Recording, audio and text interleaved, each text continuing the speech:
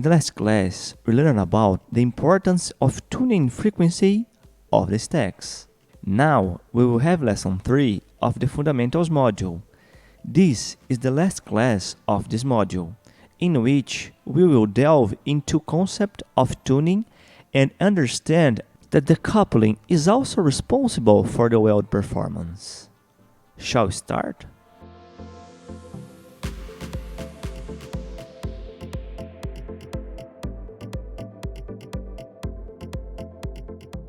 Another way to understand tuning, to understand this frequency adjustment, is to look at the ultrasonic stationary wave and wavelength, since wavelength is correlated with frequency.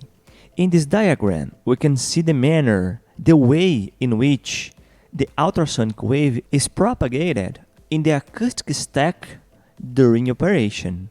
The wavelength is the distance between two amplitude peaks of the stationary ultrasonic wave. It is represented by the lambda symbol, and as I said previously, it is proportional to the frequency.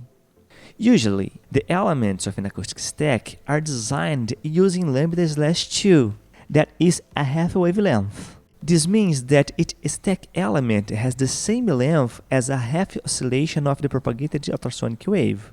In acoustic stacks, the maximum amplitude of vibration should occur between the elements and at the horn end.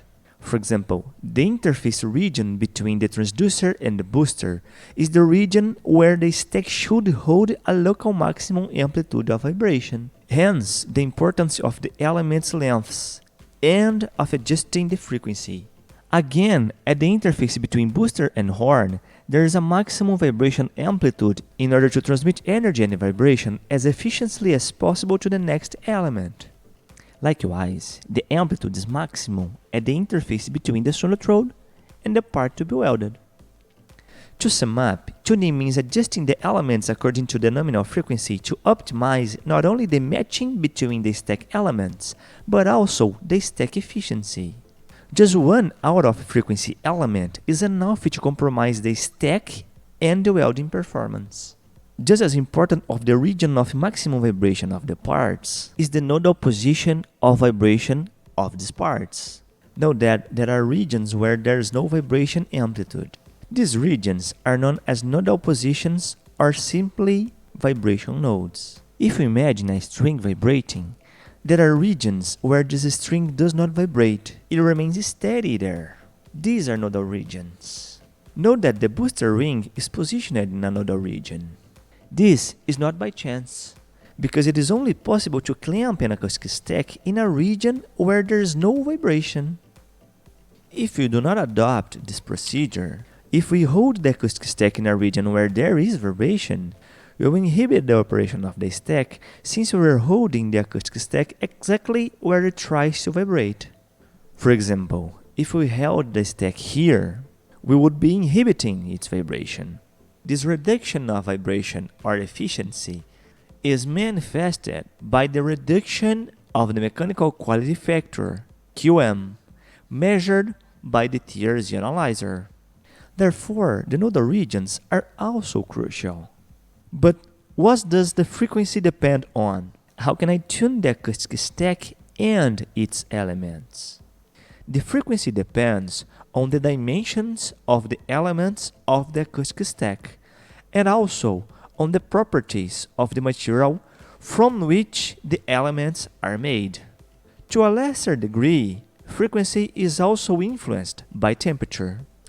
And how can I adjust the frequency? Well, if the frequency depends on the dimensions, it is understood or it's expected that by changing the dimensions of the stack elements, the frequency changes. Here we can see how specific dimensional changes in the sonotrode alter its frequency. By shortening the sonotrode, its frequency increases. If we remove material from the face or back of the sonotrode, we increase its frequency. While moving the radius forward on the sides of the sonotrode decreases its frequency. Widening sonotrode slots also decreases the frequency. So, in general, operations on the sides of the sonotrode, machining of the sides, decrease the frequency, while operations are even normal wear and tear, where due to use of the signature length increase the frequency.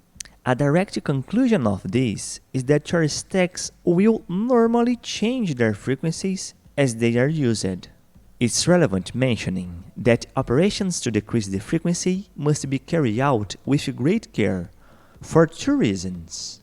The first one is that operations to reduce the frequency have the adverse effect of changing the stack element's gain and the amplitude of the acoustic stack. The second is that changes in lateral dimensions or radius proportionally affect the frequency less than changes in the length. Thus, it's necessary to remove a lot of material from the element to change its frequency by a few hertz and compensate a length reduction. It's clear that the right frequency is a necessary condition for the acoustic stack to work properly. If the acoustic stack is not suitably tuned, it will not work. A stack in the right frequency is a necessary condition, however, it's not enough, because being the right frequency doesn't mean efficiency necessarily. To maximize efficiency, it's also essential to take care of the parts coupling among the other factors.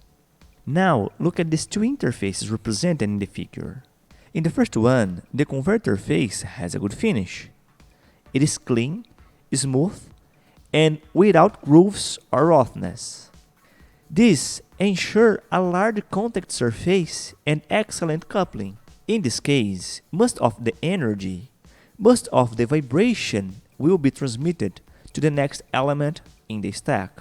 The higher energy transmission efficiency, the better the performance of the system.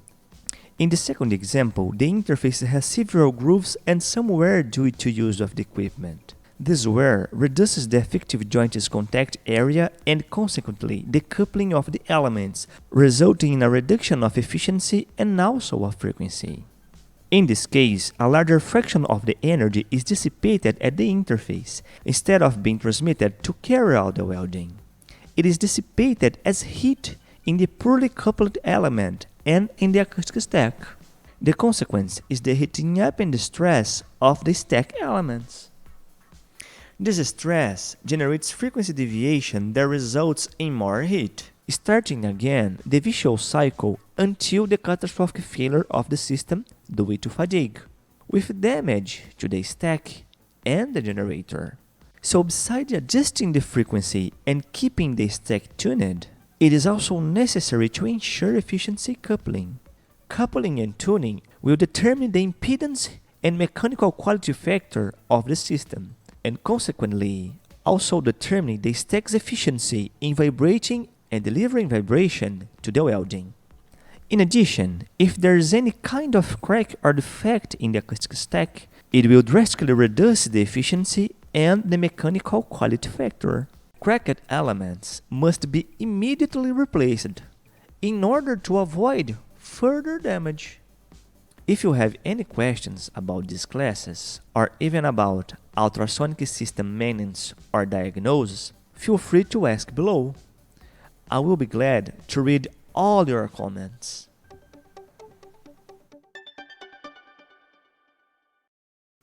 This is the last class in the Fundamentals module of the course Ultrasonic Welding Systems Maintenance and Get Started. In the next module, known as Maintenance, we will cover the procedures, practices, and tools used to employ the knowledge acquired here in optimizing the maintenance of ultrasonic equipment. You can watch the classes of the next module on YouTube too. Find the link in the comments below. I hope to see you there.